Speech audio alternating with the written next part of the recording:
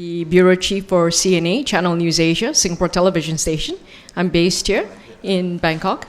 We've got two of the most noticeable activists from Myanmar, actually.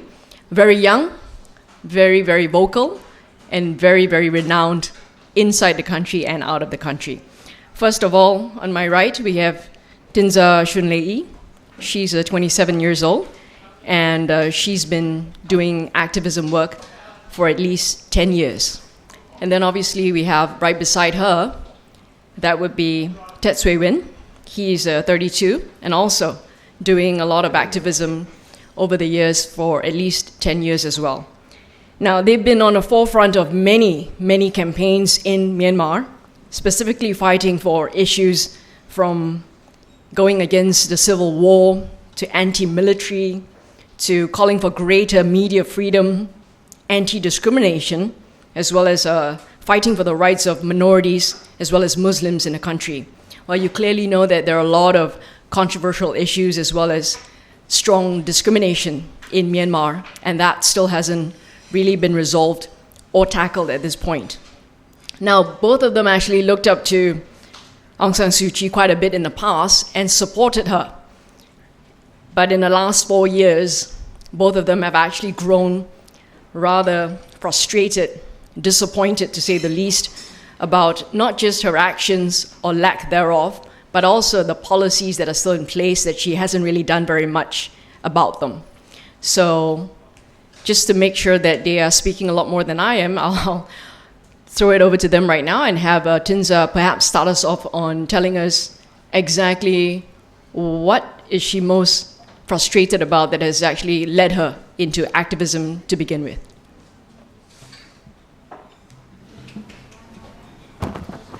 Thank you, Maywon, for organizing this, and thank you, FCCT, for hosting us this and giving us this opportunity. Thank you so much for all of you to come and listen to us.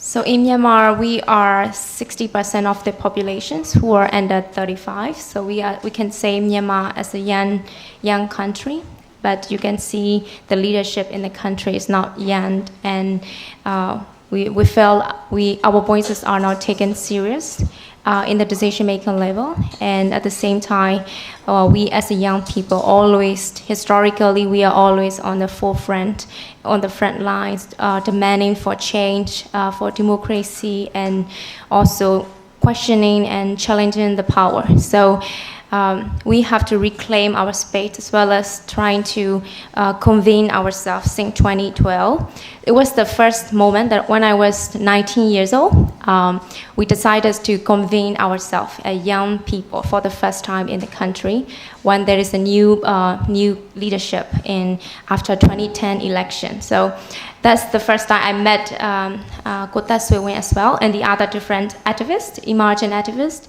in 2012. So that's the moment in the Myanmar Youth Forum that we call it. It's the first ever gathering for the young people. And so from our very basic discussion and dialogue among the young people from different ethnicity, different religions, and different walks of life, we decided to bring up our voices more in the national level, also in the international level. So that's the moment I felt connected myself. I also found my own values and my principle. I felt because when I'm with the other young people, talking about different things, their stories and their challenges that they face because of their Muslim, because of their Christians, or because they are from different minority ethnicities.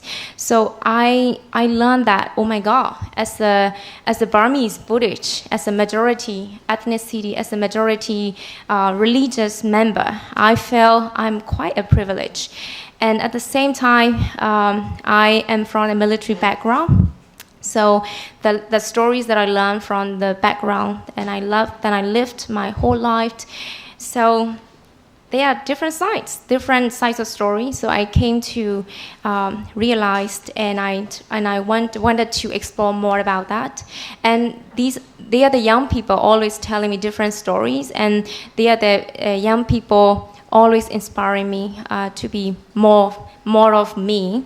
And I found it because I'm in the power positions, because I'm a privilege as well as from the majority ethnicity and religions. I found myself as a responsible person to actually raise more of my voices, representing or on the oppressed situation in the country.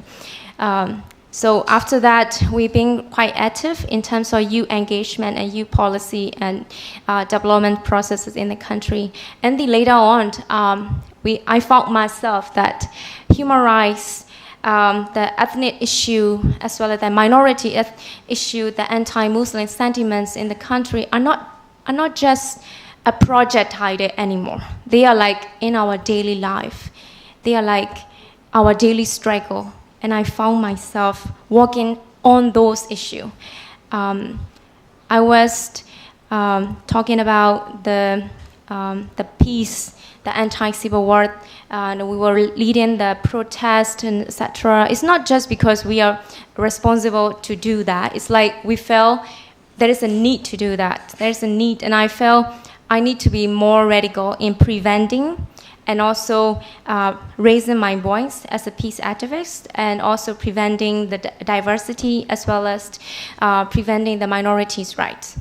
So that's how I become an activist, and yeah, so I will keep fighting for it, and yeah, privileged to be here as well with you. Right. Thinzar actually mentioned that she's from a military background because her father used to be in the military, and obviously that makes it rather difficult as well for her to criticize, particularly the military regime in Myanmar. So very briefly, Thinzar, you can also talk about the fact that how do you perhaps struggle with this family issue of coming from a military background, as well as the fact that you need to speak out against the military? It is such a difficult situation. Like when I talk something against the military participation in the politics, then there are a group of people, those I know and those who know me, the relative or the friends, they always come and talk like you are saying something wrong. And so at the same time, when I talk something good about military, it's really hard as well in the other different sides. Like they don't really accept any of this news about military that I know. It was really hard, but at the same time I felt it's really important as someone from military background to say something against their inappropriate participation in the politics, especially in the parliament, as well as their supremacist point of perspective on the current minorities and the politics struggle in the country. So with my family, before they didn't know that I was doing those things. I was just volunteering, and later on they found this out, and of course there are a lot of censorship from my family. You should not be saying this or that because it can harm my father's current positions in the ministry. Also, that there are a lot of backlashes as well coming out from different angles. But I found myself, because I felt like I found my own voice, and I take accountable with what I'm saying, and I know why I'm saying. I have all the reasons, all the stories I can share with them, why it is wrong, so I feel confident with what I'm saying, and I keep saying that, yeah. Great. And being threatened both individually as well as their families being put in danger, that's something that the two of them actually have to deal with. And also being charged, I mean, both of them currently now still face charge of protesting in public against the civil war movement from last year, and that's still an outstanding charge. And if anyone was to know what it's like to be detained, it would be Thet Sui Win over there. He's been detained a number of times as well, in addition to Thinzar. So Thet, maybe you can share with us, what actually moves you to want to continue this route on activism, because you have been threatened, your family has been threatened as well.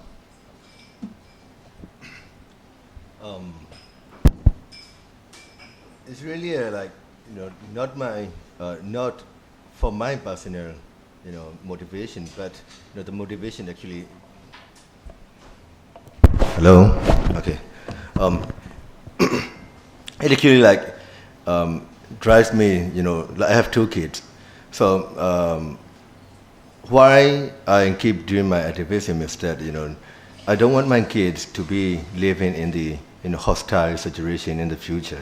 That is very haunting me every time. When I see all those nationalist groups are doing protests in the country, and then when they threaten me or when they do all the bad things. So I really worry for my kids that am I really living the future for them in this situation? I don't want to do that.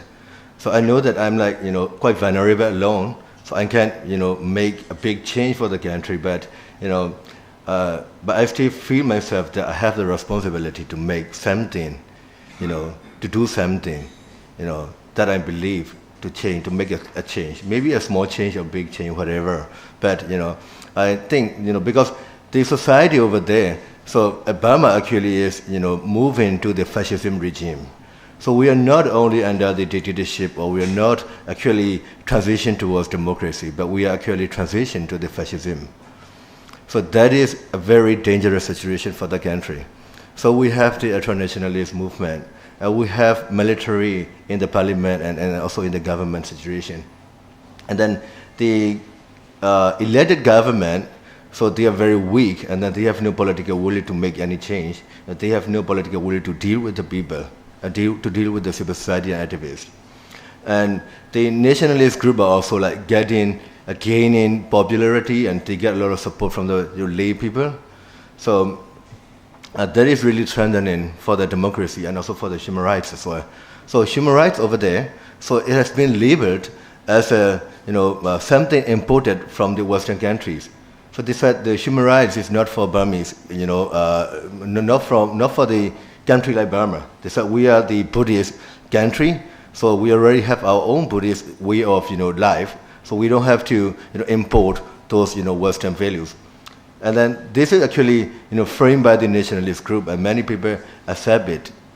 And then they use the name of the religion to discriminate many people. We have a lot of discrimination in the country, like based on religion, or based on skin color, or based on ethnicity, so everything.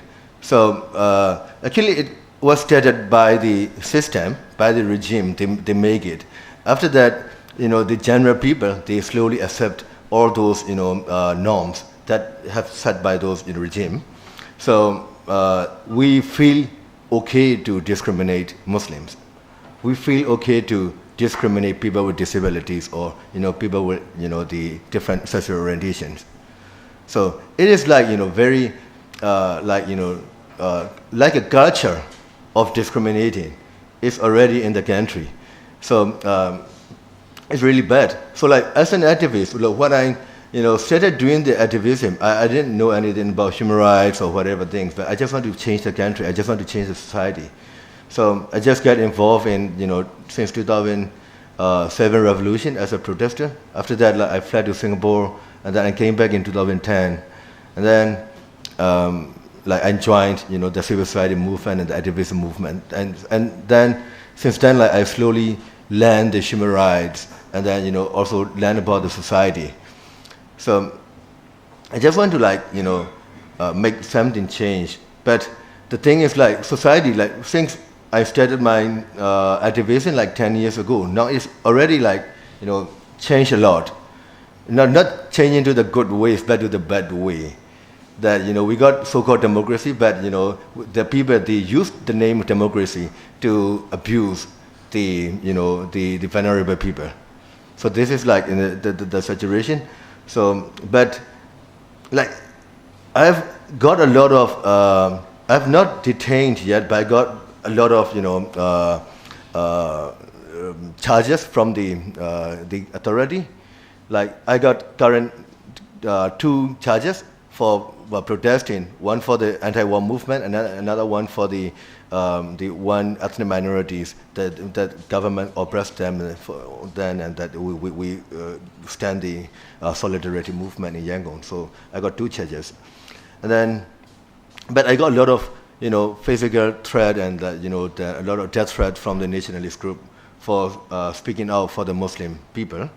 That when some of the nationalist group in Yangon, they always go trend to the Muslim street vendors, and also recently, like 2-3 weeks ago, during the Ramadan, so one the nationalist group, I don't want to call them as nationalist group. They're not nationalists actually. They are actually not ultra-nationalists. They're fascist group. They are extremist group. So they just use the name of nationalism and they just use the name of religion, to cover up their fascism and to cover up their, extremism. So the extremist group, they go and force to shut down the Muslim houses of prayer in some area. At the time, I was there, and I was I tried to observe it, but I couldn't go and stop them because they were quite, about 100 people with, stick and stones. So I couldn't stop them. But in another day, I started a White Rose campaign together with the other friends. So this is how I responded. But whenever I respond to the, the extremist group, but I got a lot of threat from them, sometimes death threat that, but not physically yet, but they send me a lot of bad messages. They say, I will kill you and I will cut you. And then they keep labeling us. When we stand something for Muslims, they say they are the Muslims people, Muslims buy them. They work for Muslims. And they got funding from Muslim countries. So this kind of thing that they keep, labeling to the activists over there. So we got a lot of threat from this. Of course, Shunlei, she got more attacked than us because of her, gender. That they said, she's just a girl, and they put a lot of bad comments to her that they will rape and kill you, how dare you go work for Muslims? This kind of thing that so it's very, very bad.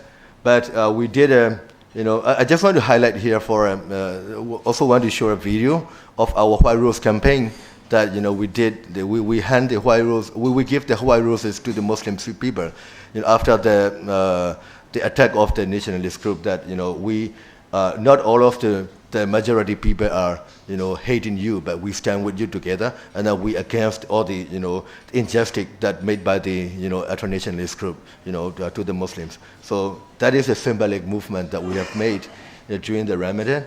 It was we are giving White Roses to the Muslim people after their prayer. So I just want to show the video here. Right. So before Ted actually runs that video, I just want to give you a little bit of a background. He mentioned earlier that the incident happened about 2 to 3 weeks ago. It was a group of, he doesn't want to call them nationalists, extremists, right, who actually went down over to some spots in Yangon, and they actually managed to shut down a couple of Muslim prayer sites. And this was a month that was extremely crucial for the Muslims because it was Ramadan. So,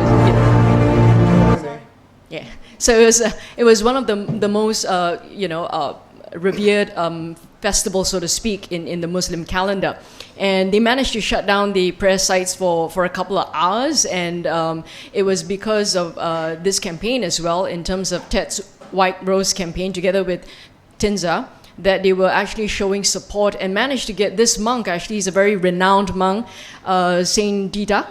And he actually also went over to the Muslim sites to offer the white roses as a sign of support and encouragement to the Muslims over there. And this is a very, very significant move because it's not very often you actually get to see Buddhist monks reaching out to the Muslim community, and that is important to showcase the rest of the country as well in terms of this non-discrimination practice that Buddhists too can do, good, and you're supposed to, in terms of embracing all races, all religions. And so the two of them, carried on this campaign, not just for that evening, but also later on over the weekend.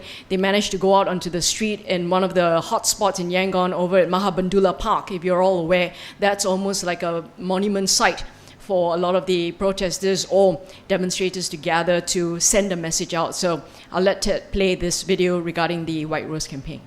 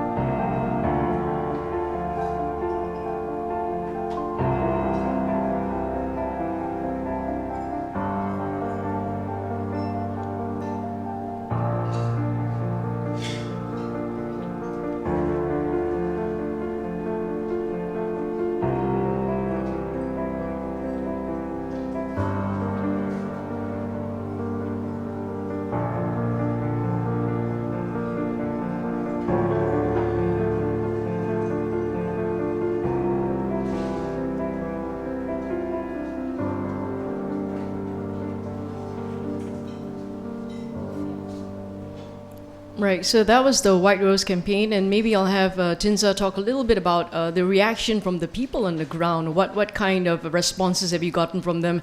And also, it was covered widely in the local media in Myanmar. Unfortunately, the Myanmar government, for example, like Aung San Suu Kyi, she didn't even acknowledge that such a campaign was going on. You saw earlier that the rose was handed out to the Yangon mayor, that gentleman in an orange vest. And unfortunately, the government didn't really, carry on this kind of a dialogue. And so that's why young activists like Thinzar as well as Thet are extremely necessary for the continuation of such programs. So Thinzar, please go ahead and tell us.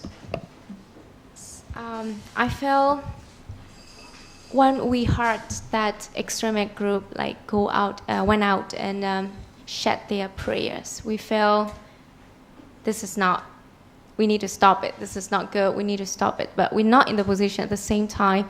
They came in with the confidence and they just do it whatever. And even their own administrators, elected administrator in that region, even if these prayer places are being permitted officially by the government, they came in just with a confidence.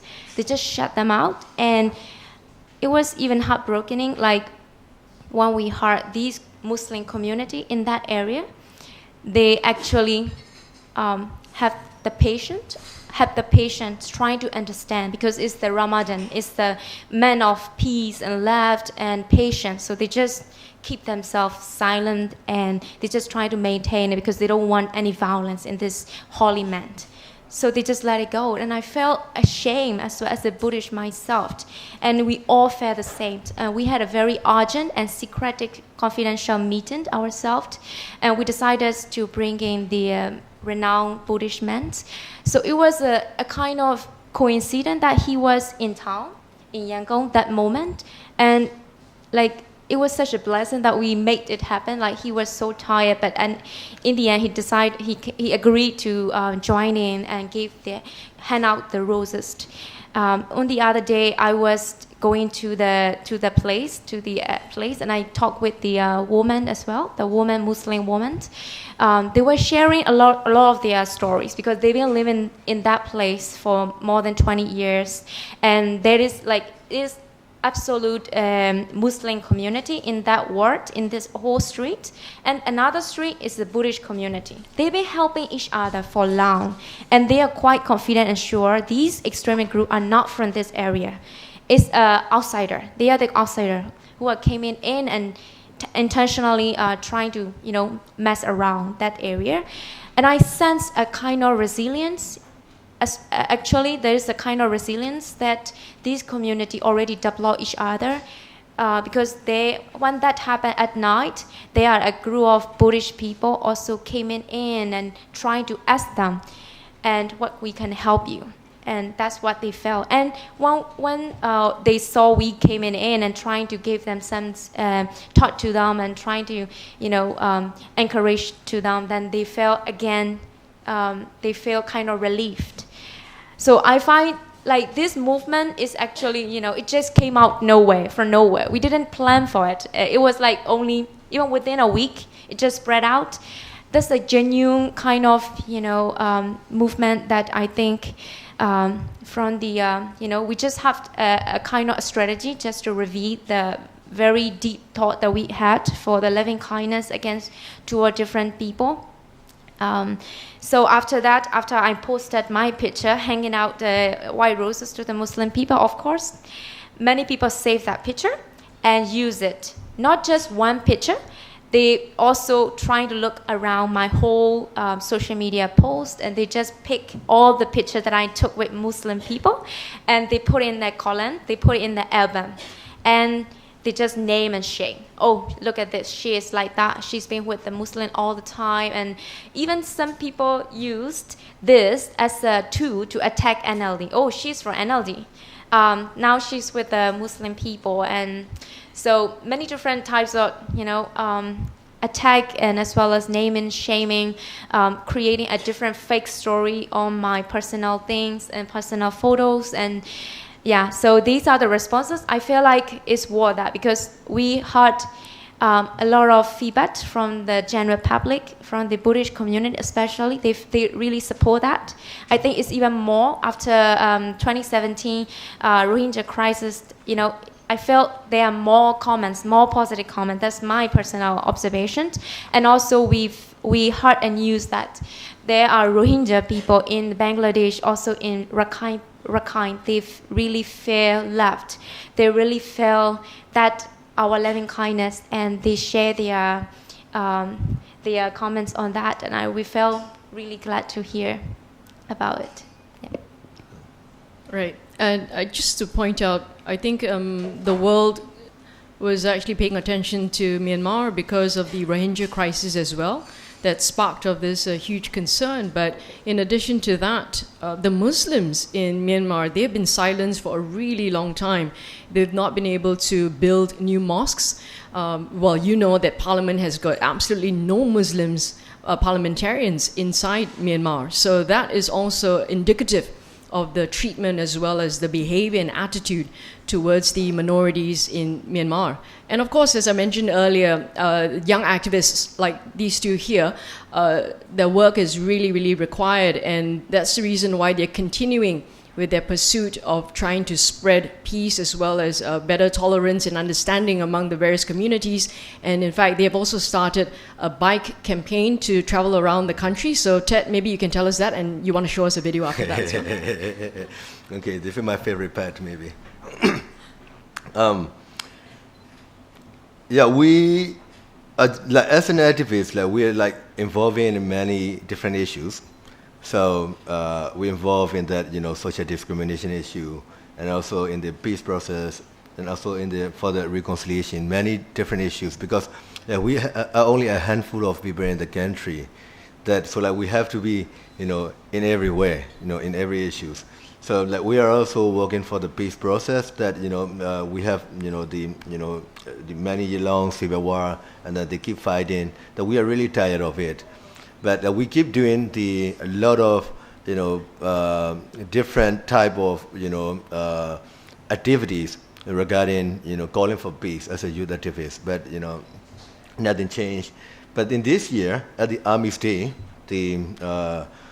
we did something that different than the previous days, because we did a marching, and we did a flash mob. We did, the performance, exhibition, talk, many things, but nothing happened. But this time, we know that it will not make any changes, but we did some different thing.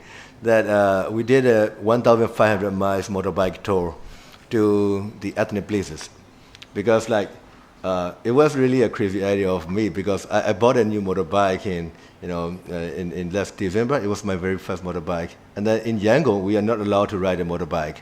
So we have never been riding motorbike for almost 15 years. So I got one motorbike, then I ride, I'm not inside the city, but outside of the city, I was riding around. So the time I got some idea, okay, how if I do a protest with a motorbike, a group of motorbike, and going around the country and do the protest. Then the idea started from it. Then at the time, the Burmese army, they also declared one-sided ceasefire, only for 4 months or 3 months to the M groups, to the ethnic M groups, but except Rakhine State, so they stopped fighting with the other ethnic area. So it was about to over. So we wanted to make it extended, and then we want to highlight the importance of peace, and then we want to highlight the thirst of peace of the young people. Then we do this youthful activity of the riding a motorbike to the ethnic area. So we have a short video of it. So we made a 3 call to the government. So we started the tour on the March 27, which is the Army's Day. So the Burmese army is doing the Army's Day parade in Naypyidaw. And in Yangon, we started the peace motorbike tour, and calling 3 things. One is for the ceasefire agreement, to call ceasefire for the nationwide. Another one is to start the dialogue with all the stakeholders, and then third is to promote the people's participation in the peace process. So we did tour to Shan State and also Karenni State, and also coming back from Mandalay and other states. So, yeah, here's the video.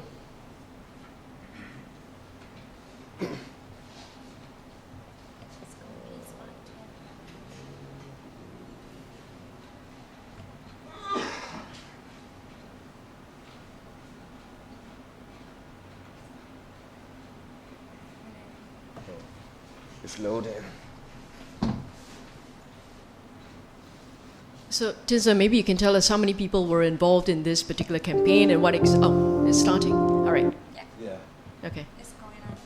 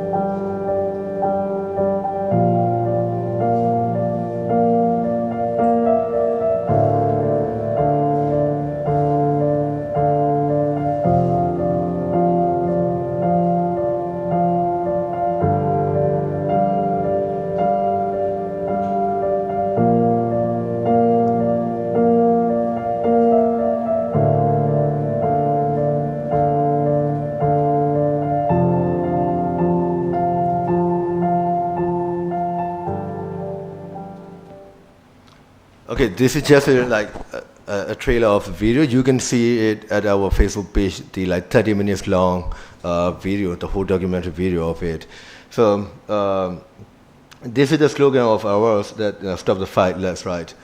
And then that trip, it really makes us to understand about the situation of the ethnic groups that especially from the Shan State, that we have connected with them, that they like their daily life, and then like they are suffering, and then we share some commonalities, manners that not only from people from the Yangon are suffering this, but we have same situation, and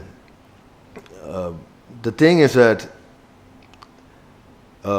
is it more than just a trip, because in every town whenever we go, so they welcome us, all the local people, they welcome us, and then we had a town hall meeting with all the local people, so the local young people, or sometimes the local MPs also welcoming us, and we share all the situation about about the current political situation or the peace process, whatever. And we go around every trip, and we have traveled to different places, to the Shan State especially, where it's fighting, intra-ethnic fighting, and also with the fighting against with the Burmese army as well. So we have passed through the war zone for one day. So in the left side of the road, so the two ethnic groups are fighting each other, and in the right side of the road, the Burmese army is prepared to fight with them. So we were holding the peace flag and crossing the road for one day from Lashu to Taungji.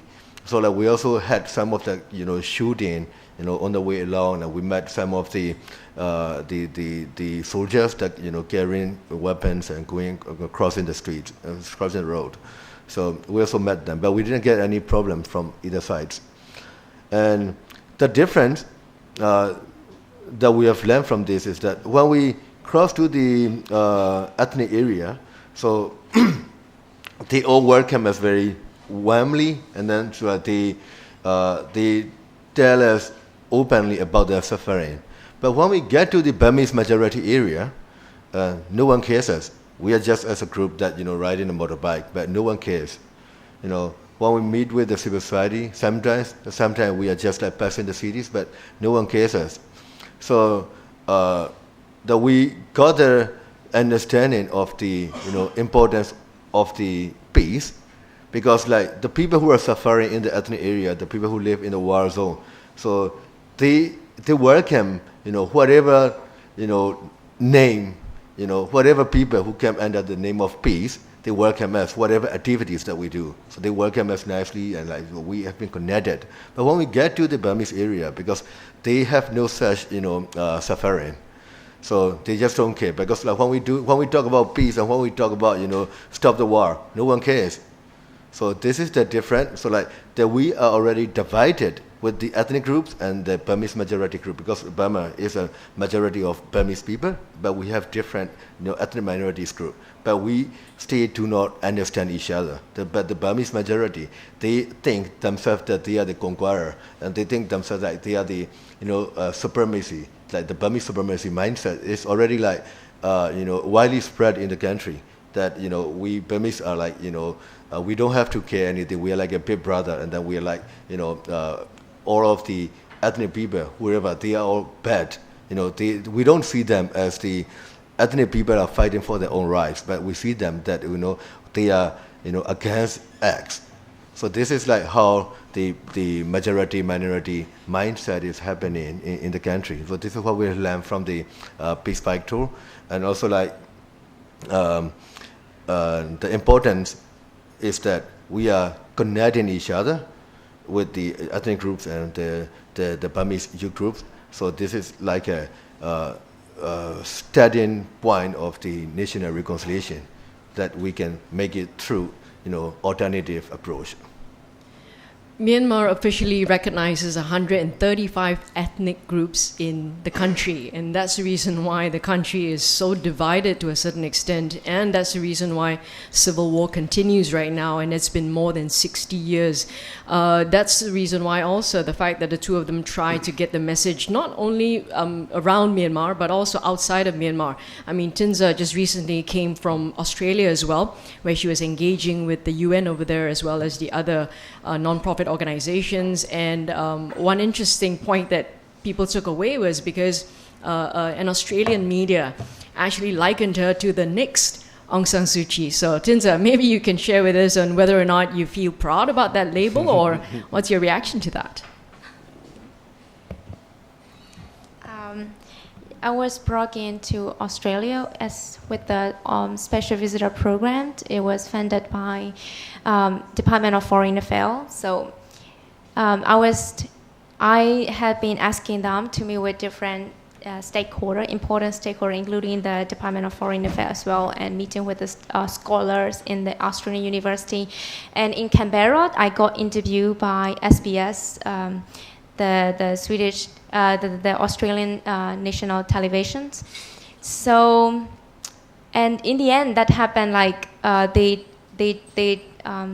put a headline as next Aung San Suu Kyi, and once I see that, oh my God, because I can imagine how would that happen, because they try to praise me, they try to raise my profile. I acknowledge that, and I understand why they put it that way, because they can get a lot of attention and attract as well, attract to these audiences, as well as in Australian audience contest, they might not know who am I, or even they won't care about Myanmar, but in the name of Aung San Suu Kyi, maybe they would read about what I'm saying. Maybe that's why, and they put it that way. And so, but in inside Burma, it's totally a different stories, right?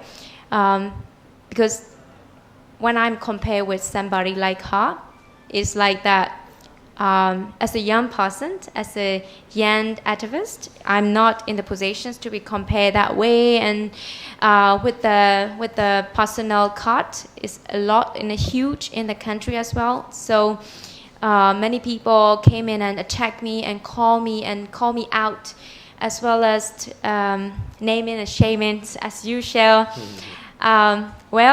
Well, I got a lot of lessons from this, because the first is, it's not, for me personally, I don't really like to be compared with anybody, even with Margaret Thatcher or Sonia Gandhi, or not necessarily an Aung San Suu Kyi, but I don't want to be compared. But as a youth leader myself, as someone who always been raising my real sincere voices, I just want to be me all the time, and I want to be just profiled as me, as Thinzar Shunlei, just my name. So that's the first reaction. I'm trying to talk to SBS, trying to tone it down and trying to change the title, but it didn't happen that way. And also in Myanmar, I can see a lot of like even there are a young woman working tirelessly for her country for no reason. If she or he used to attack or used to criticize the government that she voted for, then anyone can be picked and attacked. So that's how I experienced. So in the good sense, I was dubbed as Aung San Suu Kyi. That's something good as well. Like, oh my God, there is someone trying to be like her or trying to be, but they didn't take it that way. So whoever trying to be in the political position, especially when they are young or when they are women, I can see it's really, really hard ceiling that we have to break. So I was in the position trying to break it. I got hit a lot, and I'm still surviving that. And yeah, that's a really difficult situation for me that time. Yeah. Before we open up the floor to questions, just wanted to give a short comment. Is there Myanmar after Aung San Suu Kyi? Is there what? Is there a Myanmar after Aung San Suu Kyi? Oh. Yeah. Myanmar. We've been talking about this issue in the country, that Myanmar's democracy or the Myanmar's true struggle were only started after Aung San Suu Kyi's era. So this is what we have been talking in the country. So we don't know, because like in the country, like we only have two groups. One is army, and another one is NLD, green or yellow. No, so green or red. So there is no, alternative yet. Then whatever imagine, alternative, they just kick out from the field. So this is like only, two groups are, competing, fighting. So like, and either groups are good yet. For us, like, they don't satisfy us. So what we think is that the only politics and the only democracy will only start maybe like 10 or 20 years later. But we, the young people, we have to prepare, for the future, for like, 10 or 20 years later, that, our friends will be maybe somehow in the position at the times, but we have to nurture, for the future country that we want, at the time. So, for the current situation, the current leadership, we are really frustrated, of them. We don't there is no clear, political ideology in the country. And there is no respect of human rights and humanity for the people. But I feel like we can change the current people, because they are too old to be changed. So, but how if...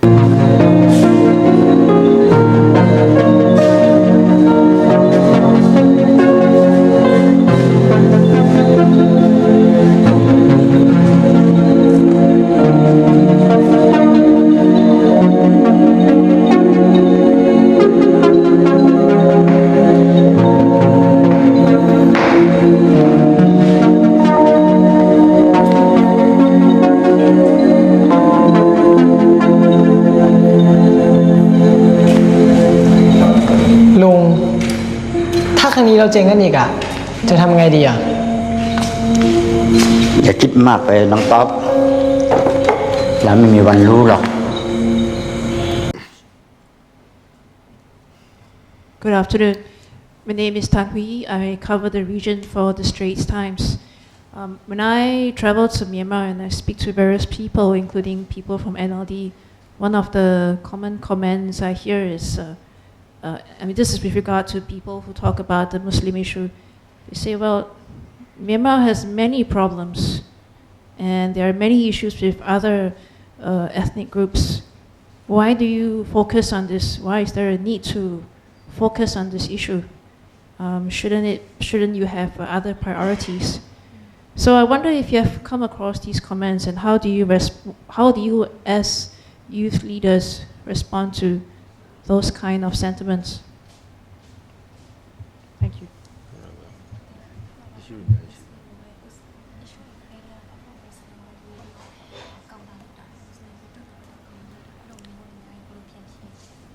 So your question, sorry, it's like, why are we only choosing this issue? So among the many other issues, we are only the activists among the many other activists. We have activists in the country that are working in the different issues. So we have land rights activists who are really facing even death threat from the authorities, because there are many land grabbing issues by the military, and then people who ever fight for this, they face the death threat, and then a lot of threat from the authority as well. And also, like LGBT rights or many other rights groups, they are there. So, because I think, but the recent religion issue, this is really a sensitive issue, and only a few people like to dare to dash it, and then no one cares about it, because I also don't want to do it, because it's really dangerous for us. Like I got many threats before that they keep doing attacking me. And also if you saw the video of that, my daughter is giving a flower to a Muslim man, then it went viral, and then they guessed a lot to me that you want your daughter to be that, then they even said that the 5-year-old kid, they said like, that Muslim guy will rape your daughter. This kind of, bad comments I got. So I don't want that kind of, bad things back to me. But I feel like, we have responsibility. This is really unacceptable for our society. Then, like, if possible, I don't want to do it. I don't want to be there. I just want to live with my family and just playing with my kids at home. But the thing is that no one is touching it. And the most how can I say, the depressing thing for us is that after the Rohingya crisis, and the people whoever named themselves as the human rights defenders or human rights activists, they became anti-Muslims and they became anti-Rohingya. So they posted a lot of anti-Islamic posts on Facebook. So they don't even care about it. So like they were just like they said they just labeled themselves as a human rights defender, but they don't really value all the human rights that they have been talking about. So many of the comments of posts that we've seen on Facebook, then it makes us to speak out more, because we feel that there is only a few people left to speak out for those people. But we know that that is really dangerous for us, but we have no choice, because no one is doing this. Only a few people is doing this. So we have to do it with, we're also afraid. I have to say it. I have my family, I have my life. I don't want to get killed, or I don't want to get beaten, but no choice for this time. So we have to initiate it. We are like, what we are doing is that, but I still have a strong belief that not all of the Burmese majority, we have like, around 90% of Buddhism in the country, according to the census, but not all of the Buddhists are that bad. But they are just keeping silent. They just don't want to get involved to stand for someone. So what we are trying to do is that we are trying to mobilize the people to stand up, to against this injustice. So if many other people get involved, I don't have to be there. So I just want, people to get, to do it. So this is how I do. So if you see the video of the White Rose campaign, so at that, video shooting day, I wasn't there. I was just like traveling to Rakhine State for my work-related visit. So, but you see like many people involved in it.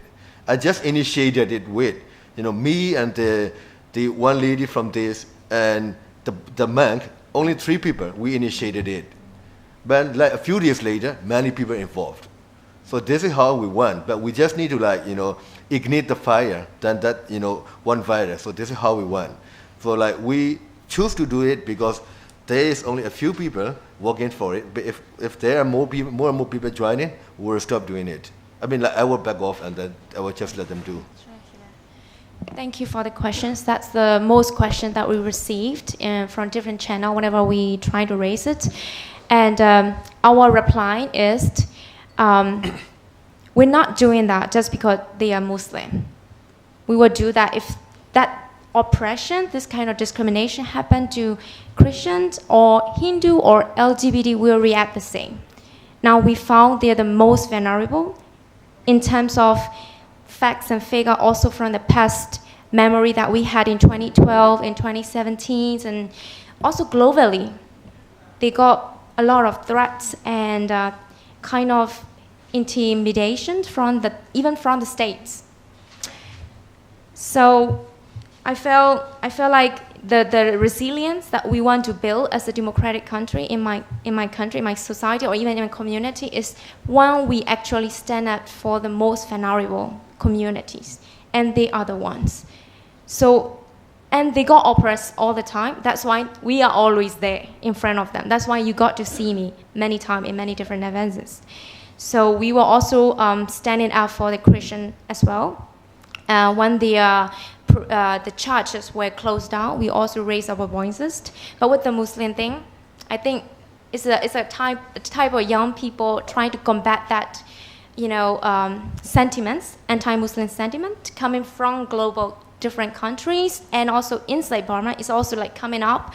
So we feel like it's a big thing for us to actually stand up and build the resilience and understanding among the most vulnerable community. So I think that's why. I just replying to them that way. Thank you for the question. Great. Thanks, Rui. Second question. Paul with no one. Thet, I think you made a very good point when you said you don't know how many Burmese are actually that racist. This is the voice, the narrative we're hearing all the time are the extremists. We're not hearing the moderate. Maybe they should open their mouths a bit more, but as is usually the case, it's a silent majority. Even in Rakhine, this is the case. People keep telling me how Rakhines and Muslims hate each other. Well, I worked in 66 villages, goodness knows how many thousands of people. I didn't find that. That was not a general rule. And someone that we know just recently did storytelling in Sitwe with Rohingya and Rakhine youth. Intensive storytelling. And it was the Rakhines that insisted, when it was discussed, that they should call the Rohingya if they wanted to be called Rohingya.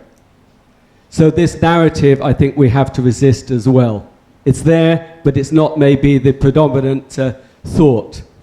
Another thing I was thinking of as well, now looking at Rakhine, the conflict seems to be more the Bama and the Rakhines. And I'm afraid that instead of just being the Arakan army and the Tatmadaw, it's going to morph and it's going to change more and more into Rakhines against Baman. As we know, they call them the Burmese army. And you are getting a lot of hate speech on Facebook at the moment. I think it's very important, and I was wondering what you're able to do or what you're thinking of doing to help stop that escalate. Because I'm afraid that's going to escalate.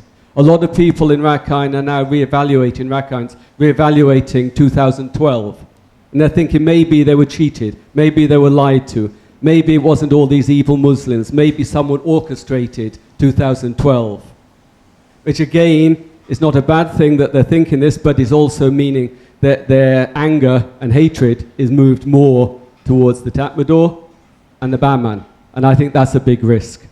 So I'm just wondering what your thoughts on that are and how you might approach that.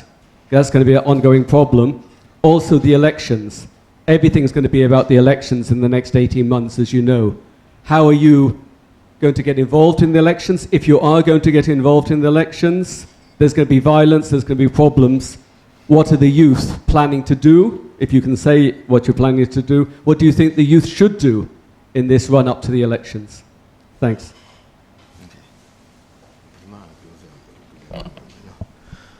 Okay. For the election, we as a younger generation, we are quite frustrated with the current leadership and the current people who are in the field. That, you know, even the 88 student generation, up to the NRD, whoever, we are quite frustrated and sometimes quite disappointed with them. So we are looking for the new leadership. But we have a big question mark. So who else is next? But we have no imagined leader yet. But in fact, I have a new Aung San Suu Kyi, or like miniature of Aung San Suu Kyi, or maybe a different type of Aung San Suu Kyi. I don't know, whatever. Maybe a better Aung San Suu Kyi, I guess. But you know, we the young people, we want a collective leadership. We hope the collective leadership for the future, and then we are trying to collaborate each other. So we are just like, you know, a handful of youth activists from Yangon so far. We have a regular meeting and we are like talking about all the politics and, you know, all of the ideology. But we are also thinking that how if we form a political party, but we don't know. We have any solutions yet, but we are thinking. We have been thinking about it, and then we're still thinking that, you know, what should we do? And then as the young people, we have to take a lot of risks. That no one wants us to be, you know, on the stage, you know, to take over the position. So like, you know, they try to, some of the political parties try to, you know, persuade us to, you know, to join with them. So, but we don't want to. But we don't know what to do. But also for me, I have two charges, the current charges, and she has one charge. So if you have charge, you cannot join the election. So because one of my charge has been over 1 year, and another one is just a recent one. So it will be more than 1 year later. So it means that, and almost all of the activists in Yangon and the whole country, they have the current charges. But that is also one of the, you know, strategy for us not to get involved in the politics, because like we are already tied up by the, you know, by the charges. So, but we're not just, you know, stay silent. What I can say is that we will do as much as we can. Maybe like conflict prevention, or maybe like, you know, running, or maybe like helping someone to, you know, run the election or whatever. But we will be there for sure. But we don't know yet what we're going to do, because it has to be like a group decision, and then like we are just like doing a brainstorming and, you know, discussing what we should do. For me, I was thinking we are just, as a young activist as well as the civil society, we're not yet strong. The institution is really, really weak. Even the current ruling party, and with the name of democracy, is not respecting democracy. And I feel like it's really important to follow our very own ground first. And we're not there yet. And at the moment, we as a young people find ourselves very busy, apart from our organizational work, that we've been recognizing the atrocity done by the military. We've been recognizing the rights of ethnic people. We've been recognizing the rights of the LGBT or different minority groups. and respecting their rights and trying to bring them in our very, very small step. And that's very important. That for me, I felt it's really important to recognize that the violations happened in Oregon State, and also recognize that there is a violation keep going on the Oregon people as well by the military. The civil war is going on, and so I think we've been doing that now as a part of very first step for the reconciliation process among the young generations. And as the young generations, we've been oppressed for many years, and we're not in the decision-making positions.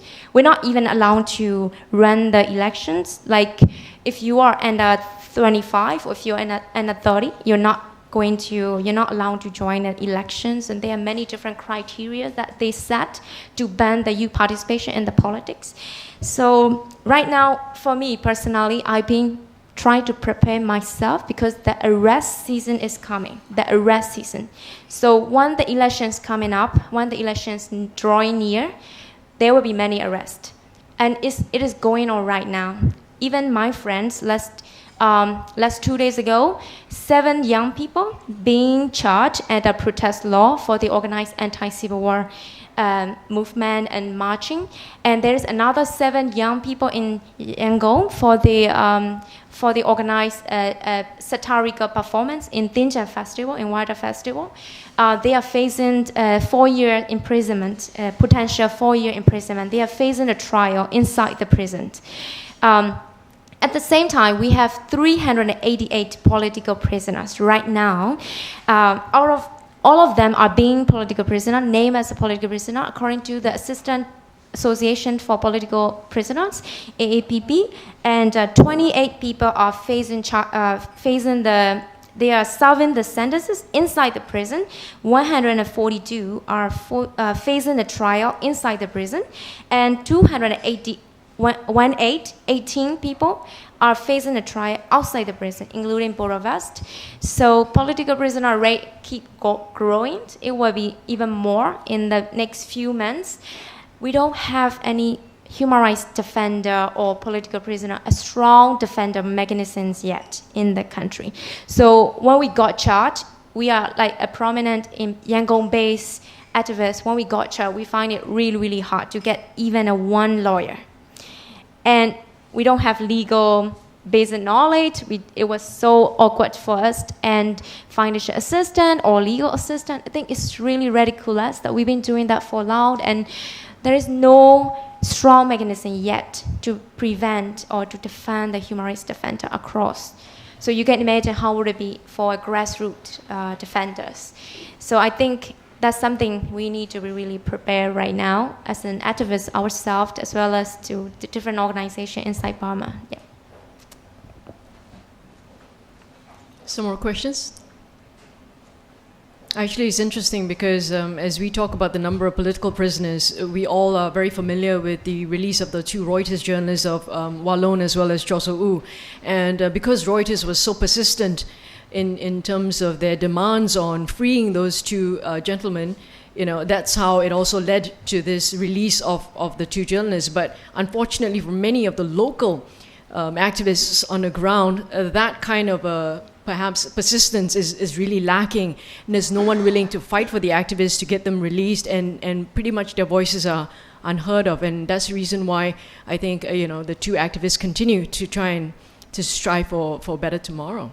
Phil?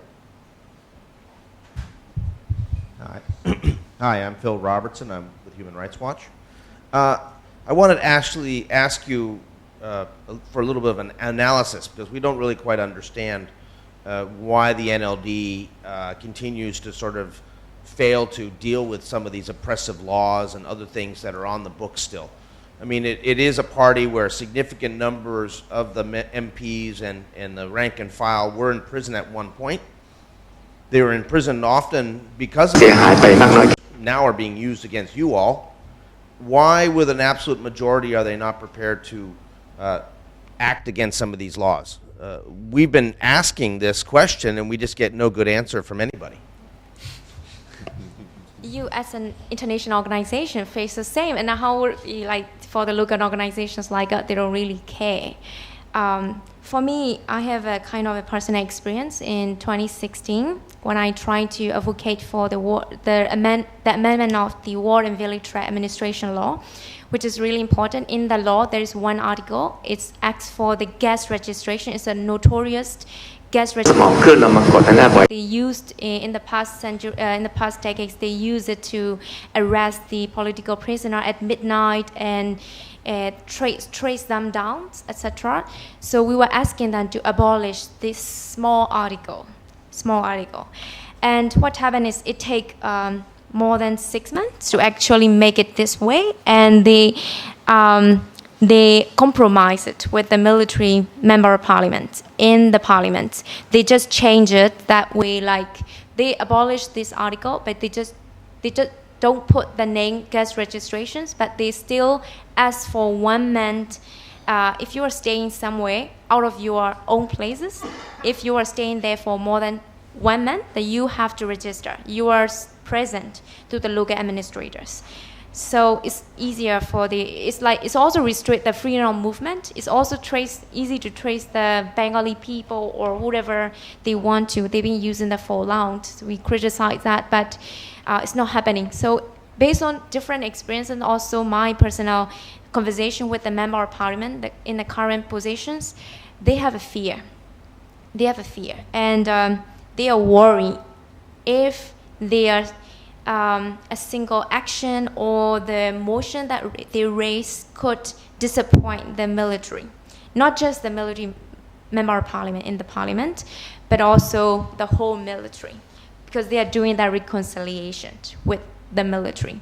So that's what I felt, and it's also a bit better inside parliament as well. They are trying to centralize the power as well inside the parliament, and there are other different member of parliament who don't want to, and they want their own freedom, but at the same time they found themselves excluded from all the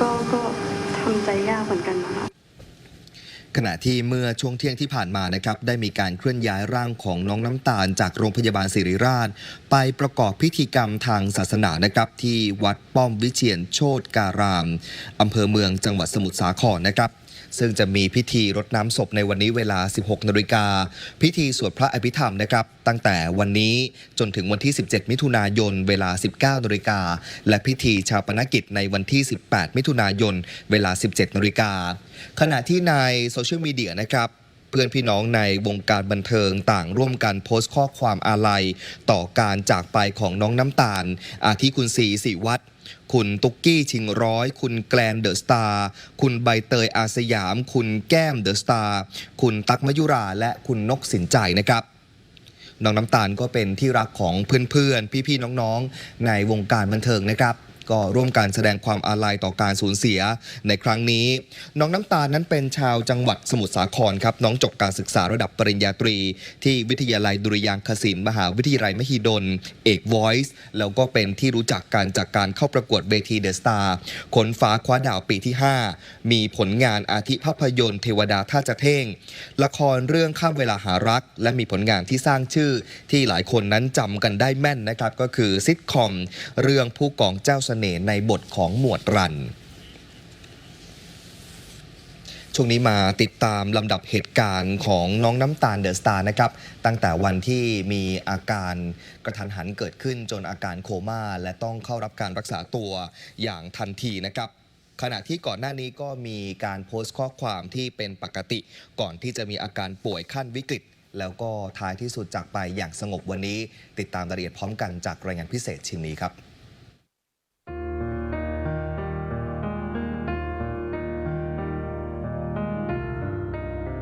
น้ำตาลเดอะสตาร์หรือนางสาวบุษรันทองชิวหรือนักร้องและนักแสดงที่โด่งดังจากบทหมวดรันในละครผู้กองเจ้าเสน่ห์มีอาการป่วยกระทันหันโดยเมื่อวันที่ 11 มิถุนายนเวลา 11 นาฬิกาน้ำตาลเกิดภาวะเลือดออกทางปากและจมูกหายใจไม่สะดวกระหว่างรับประทานอาหารอยู่ที่บ้านเลือดที่ไหลออกมาจำนวนมากทำให้น้ำตาลหมดสติและมีอาการช็อกหัวใจหยุดเต้นแม่ของน้ำตาลต้องทำการปั๊มหัวใจเบื้องต้น แบบหายใจไม่คล่องละเขาก็เลยแบบแม่เลยบอกว่านั้นนอนแล้วแม่ก็เลยแบบช่วยปั๊มมาพอปั๊มมันก็ปั๊มทีเขาก็ฮึดแล้วก็เลยให้ลูกน้องช่วยโทรเรียกรถโรงพยาบาลให้หน่อยน่าจะสักพักโรงพยาบาลก็มารับก่อนจะมีอาการป่วยราว 20 ชั่วโมงน้ำตาลเพิ่งจะโพสต์ภาพใน Instagram ส่วนตัวเป็นภาพตัวเองยักคิ้วให้แฟนคลับด้วยหน้าตาสดใสและไม่มีอาการใดๆที่บ่งบอกว่าจะป่วยหนักน้ำตาลถูกเร่งนำตัวส่งโรงพยาบาลสมุทรสาคร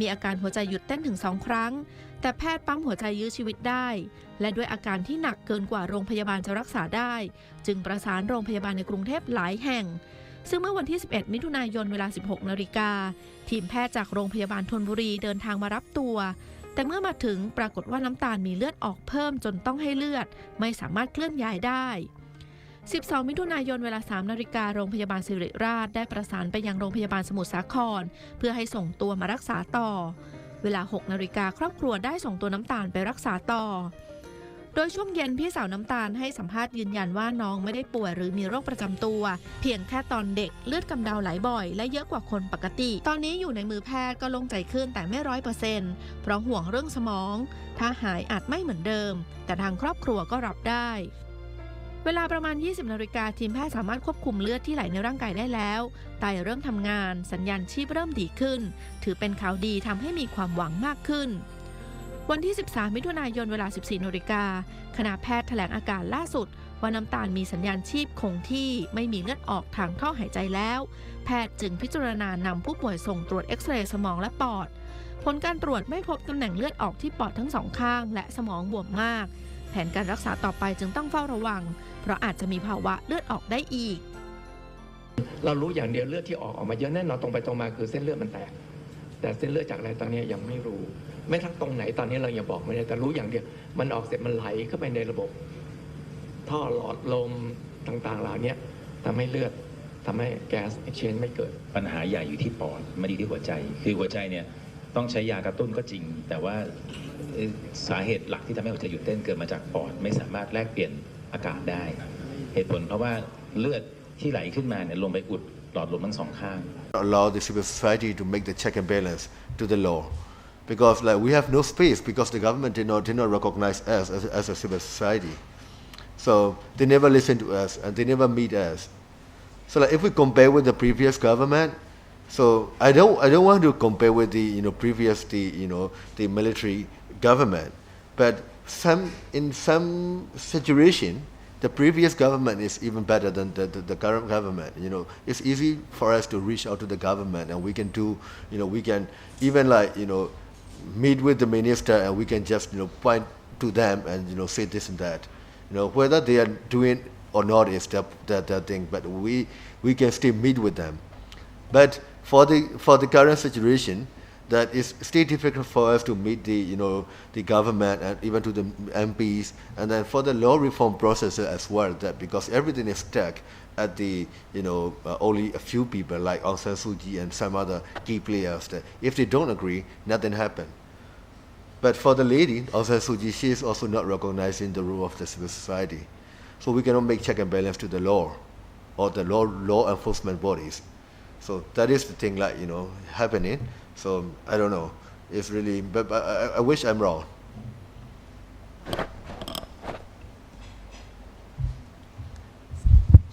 Hi, Frank Fu from Guangming, Delhi. How do you look at the response? What's the response of the Rohingya communication to the conflicts between the AA and the arrest of political activists from the Rakhine? And what's their response? I mean, are they sympathize with their plight, or are they happy to see this kind of a conflict? So for this, one, this is the good from the bad thing. The AA, the arising of AA, and the fighting AA. And AA fighting against with the Burmese army, and the Burmese army oppression to the Rakhine people, it makes the Rakhine people to be more closer with the Rohingya people. because we just talked with some of the Rakhine youth leaders just recently. Then they said like they now can understand the situation of the Rohingya people when the Burmese army attacked them, because the more severe attack that Burmese army is making to the Rohingya to the Rakhine people right now. So they say like, we can, we are in the same situation with Rohingya. We can understand, how they feel. This is like the sympathy is dead, from this, because they get into the same situation. So maybe I hope it can connect, these two communities, starting from this. So Rohingya people, so they are like, not that much highlighted. So I think Paul knows better than us, for the Rohingya situation. He just came back from the Rakhine state recently. He's been there for 2 years. So you can add more, if I'm wrong. So the situation is like, the repatriation is still not happening, because the Burmese government doesn't have a clear will for them to coming back. And then the current attack, so it's happening nearby, but I don't hear anything much about the Rohingya people getting problem with the attack. But the new problem emerging is the Rakhine and Chin people in Palawa township, because Chin ethnic, they are the Christian, and they are also like having problem with Rakhine, because the Palawa area is actually like they say like Chin people said this is owned by them, and Rakhine people also say that this is owned by Rakhine. So this is a controversial area. And then the AA is also like running in that area. So sometimes the AA people also arrested some of the Chin people, and also like in the ground situation, the Rakhine and Chin ethnic, they are also fighting each other. This is the new conflict, imagine from the AA attack. But I don't hear much about, the Rohingya people situation so far. Maybe, Paul, you can add if you know more. Thinzar, maybe you want to answer that question. So on social media and on social media platform, the arrest of the Rakhine activists, Rakhine's political activists, of course, that totally disappointed the Rakhine general public, and that create another ethnic crisis, I think so, because the Arakan people are now, they feel a need to be more nationalist.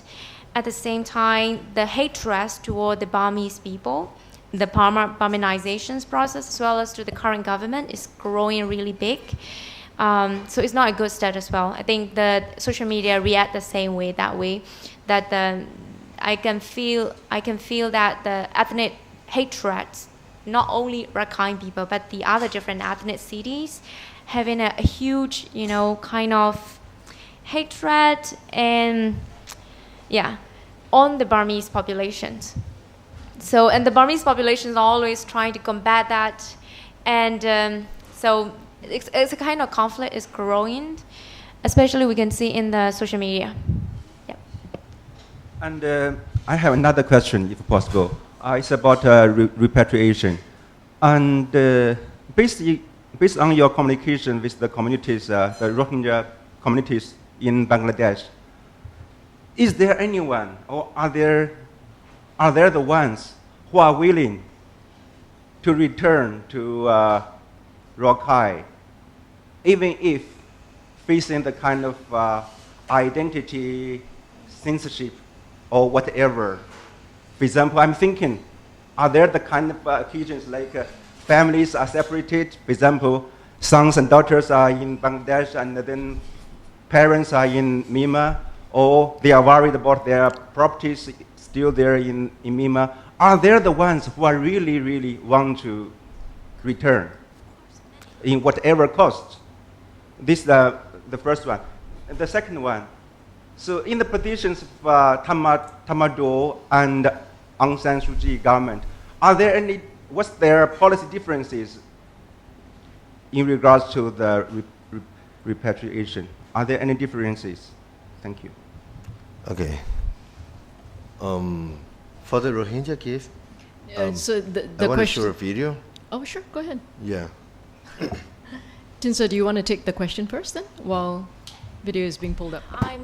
I'm not quite aware of the what is happening in the ground regarding the repatriations or in the Rohingya cases. So I feel, of course, there are many people who wants to come back because it's their home. They feel it's their home. They're just in the positions. They dare not come back. I talk with some young people in the country. They take themselves as Burmese citizens, Myanmar citizens. They always are proud of being a part of Myanmar, and they always wanted to come back. I never doubt about it. But the case is the security. They will be locked up. They will be locked up. They've been locked up for many years inside Burma, and no future and no freedom of movement. They're not treated as human. And what's the point of coming back to the same place?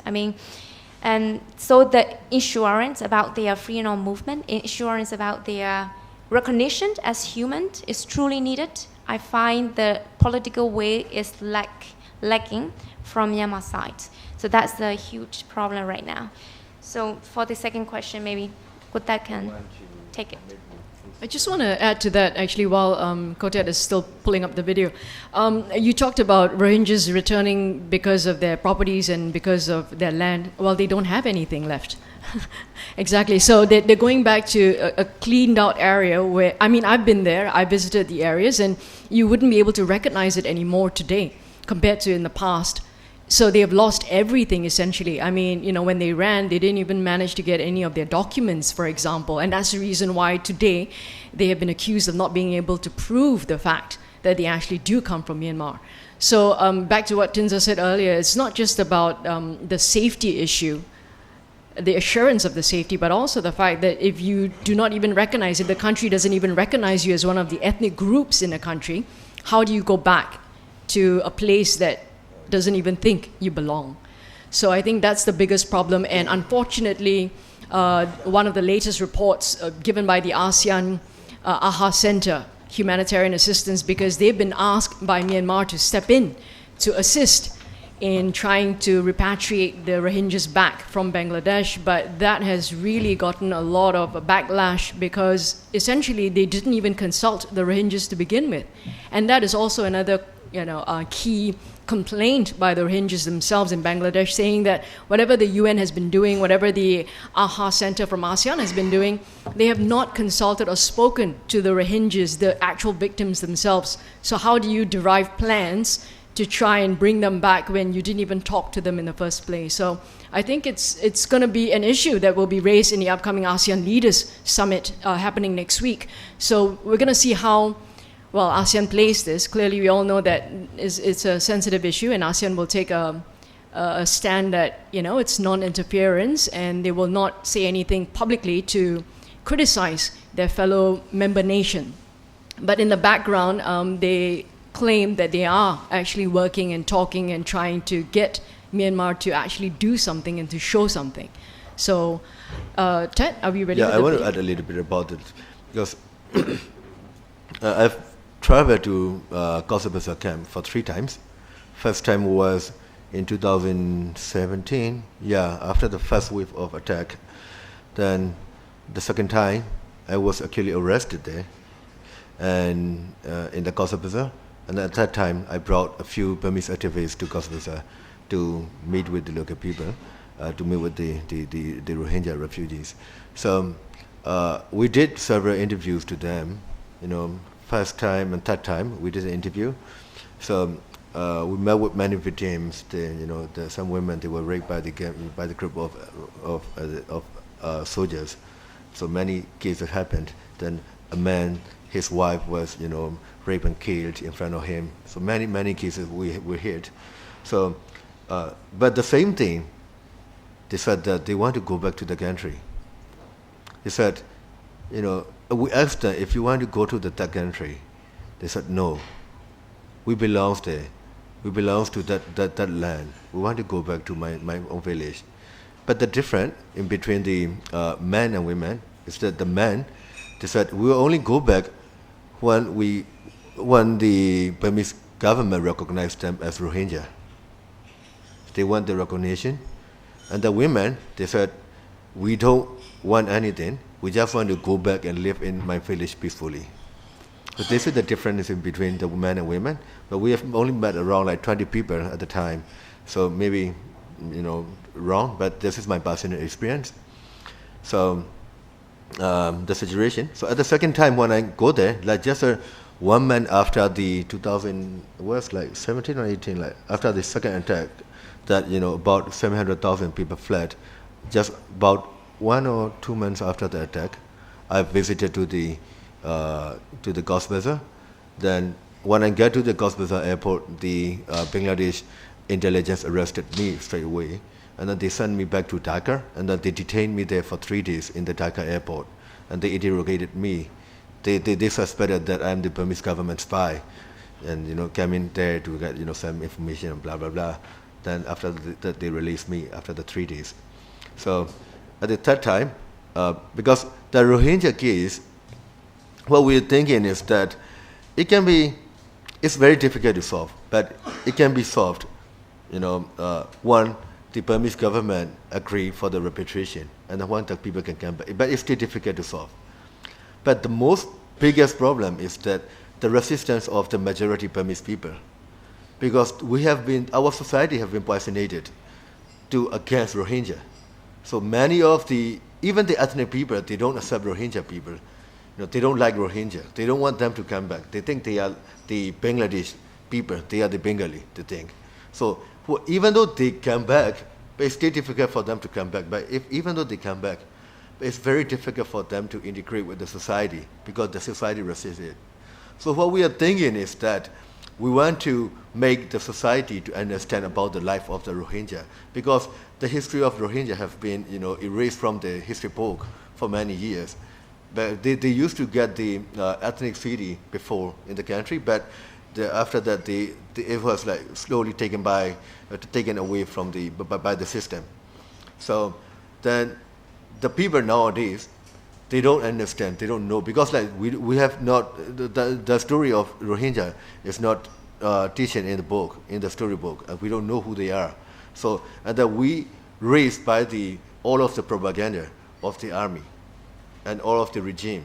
So we got all the false information about Rohingya, not only to the Rohingya but also to every ethnicity of the country.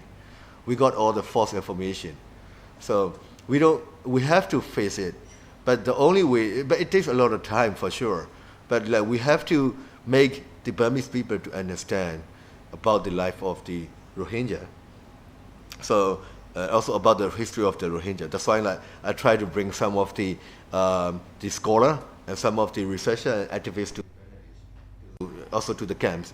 We visited to the camp and to make to meet with them and to understand. So. Great, thank you. Are there any final questions before we wrap this session up? Sure. If I can just ask one quick one. China is a big player, especially with the EU and America pulling out to some extent.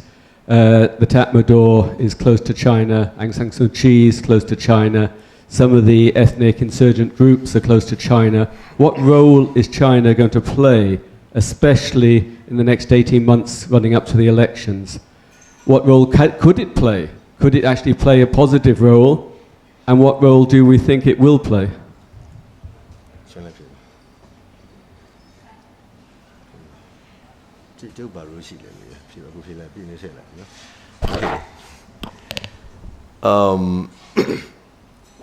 We, Burma, we have a very good relationship with China since our kingdoms, time like many hundred years ago. We said like, in Burmese we call Sui Miu Pao Po. This is like Burmese and China are the relative. But this is just like, sort of, made that they created.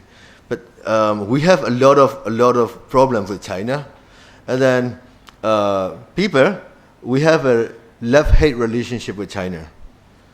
I mean, the general people, we have to rely on China for many things, like economically. But we hate China. Many people hate China. But we can't stay away from China because they are everywhere. So even like, even in Rakhine State, even in Sitwe, like there are like many Chinese people that you coming in, then they are setting up businesses in everywhere. So we got a huge problem in Kachin State for Chinese banana plantation. So it makes all the soil destroyed, and then all the forest has been destroyed as well, and also the jade mine cases, and also in Mandalay. So the Chinese people, like they occupy all the land, and they occupied all the businesses of the local people. So this is like what happened in the local situation. But in the political situation as well, China can control many of the EAOs, the ethnic armed groups in Burma, through war, one of the biggest, strongest ethnic groups. So because like they can support them, there's some weapons or whatever support that they need through that war ethnic groups. So they are also influencing somehow in the politics. So in politically also, economically, we cannot also stay avoid from China, that the OBOR, that one road. So they have been connected everything.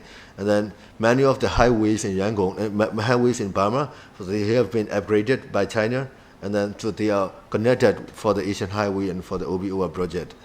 And then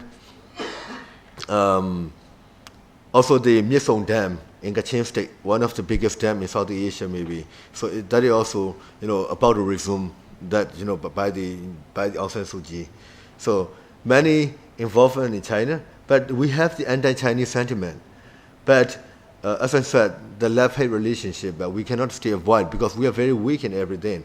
But the worst thing about the Burmese government is that, Aung San Suu Kyi, she used to have a good relationship with the Western countries for the democracy and human rights and everything.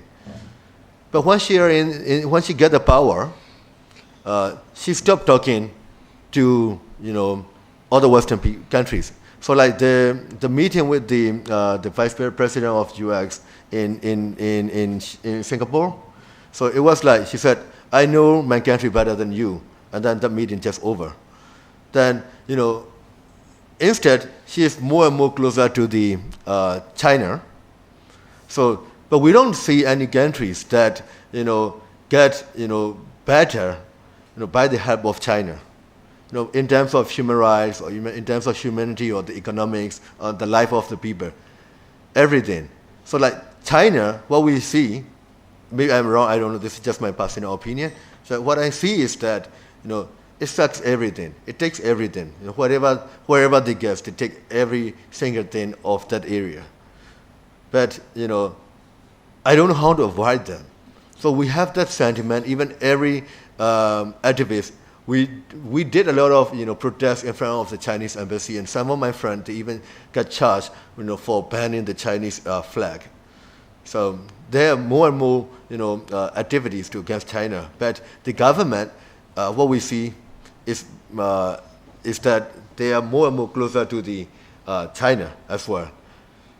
So I have no answer, but for me is that what I can see is that for the as the activist perspective, that we don't like China. We don't like China involvement in the Burmese perspective, Burmese politics, but we don't have enough power to counter it because they are very powerful and they are everywhere, economically, socially, and also politically.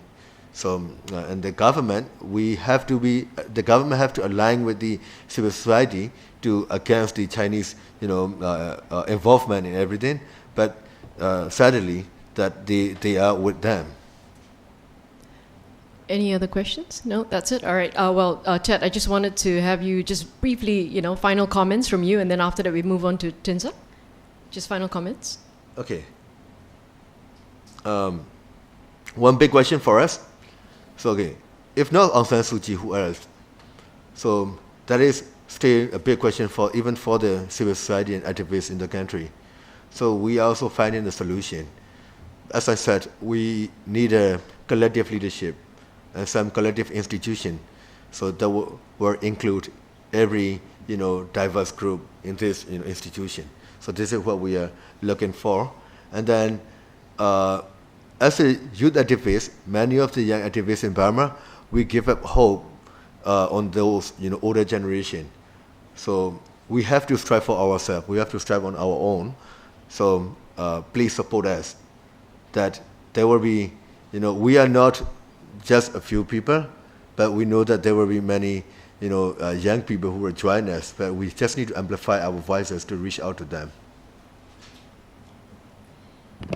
I think the final message I would like to share to all of you here. Thank you so much for coming in and listening to both of us. And our voices is not just from two of us, because we've been closely talking and discussing with the other different activists in our age, and we share the same thoughts, and that's why we raise ourselves more as an activist more and more. So that's not just two of us or a group of people. It's a generational, I think, demand from all of us to look for a better nation that respects human rights, democracy, and justice. So Myanmar, we know that after 2017, Myanmar is internationally condemned, and we've been ashamed with all the denials that our government is making in the international level, and also and not able to prevent, not even to defend the most vulnerable group in the country. We've been ashamed of it, and we are here trying to recognize and also trying to change the narrative that all the our neighboring country, as well as the international media and the other different friends of Burma, friends of Myanmar. I want to say we have an alternative voice now, and these voices need to be amplified, as Thet has mentioned, because we are young, and we are, as a young person, we're not in the political positions or in the decision-making level, but I think it's really important that young generation have a different point of view on Rohingya or on different other things different from the current leadership. I think that's the message. And I wish you all to explore more, not from just two of us, but the other different young people in the Burma. Yeah, thank you. Great, thank you very much, Thinzar Shunlei Yi as well as Thet Win. Thank you very much for coming in. Round of applause.